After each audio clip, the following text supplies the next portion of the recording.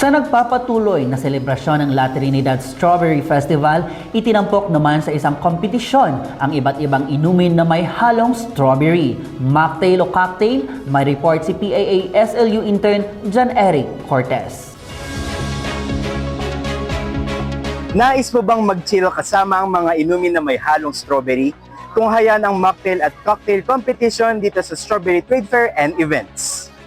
Panibagong tagisan ng galing sa paghahalo ng iba't ibang sangkap kasama ang strawberry ang ipinamalas ng mga bartender mula sa Baguio at Benguet. Ang mocktail ay non-alcoholic beverage, samantalang ang cocktail naman ay may halong alkohol.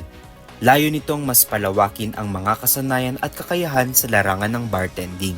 Ang purpose namin dito is to showcase kung ano yung existing na skill na meron tayo. So meron tayong bartending skills.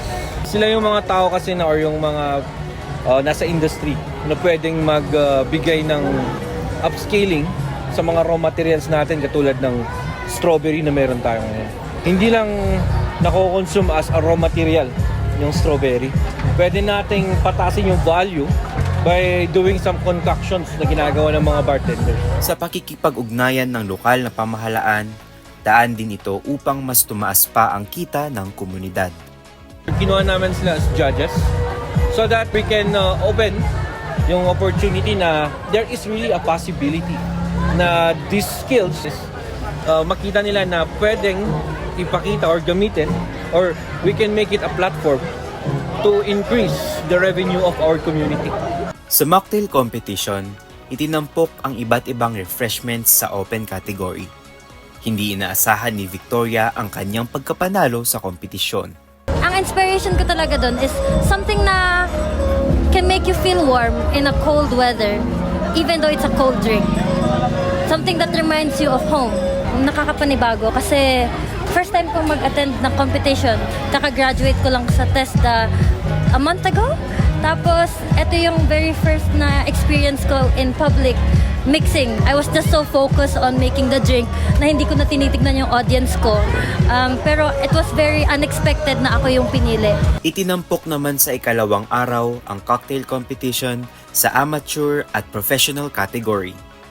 Ang inspirasyon ng mga nanalo, pagpapahalaga ng kultura at personal na karanasan. Sa kas-anak ni Benguet, and of course sa innovation ko ng mga different for example yung gin, yung topping, tas strawberry. Minix ko lang, tas may konting chili para mas unique pa. For me actually, it is my first experience talaga na makijoin sa mga competition na ganito and I did not expect na ako yung mananalo talaga and I think it's God's plan naman. Sa tulong ni God, of course, kailangan natin mag-pray.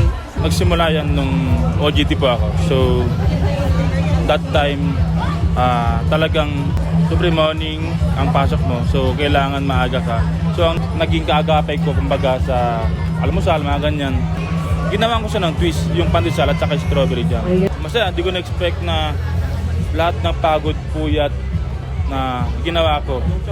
Parang pinangarap ko lang dati na maging sumali sa mga ganitong event.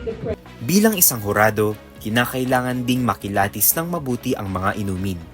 Mula sa presentasyon hanggang sa lasa. Dahil sa ang concept nila is strawberry, dapat yun ang bibigyan nila ng priority. Tapos meron silang molecular cocktail, yung mga niluluto, tsaka ini-infuse, bigyan din ng priority doon na ingredients. Last na lang yung yung tinatawag natin na kung anong spirit nilalagay nila doon at ano yung presentation nila dapat magkakaterno lahat doon sa title ng drinks nila. Actually, ang isang bartender sa kapwa bartender, no? Lalong-lalo na sila mga let's say nag-uumpisa pa lang sa larangan ng mimix ng mga iba't ibang alak at saka non-alcoholic drinks na tinatawag o mocktails, no? Mahalaga yung inputs ng mga nakatuntong na sa sa tawag dito sa field, kumbaga, no? Quench your thirst. Bisitahin ng iba pang aktibidad sa festival na inihanda para sa publiko.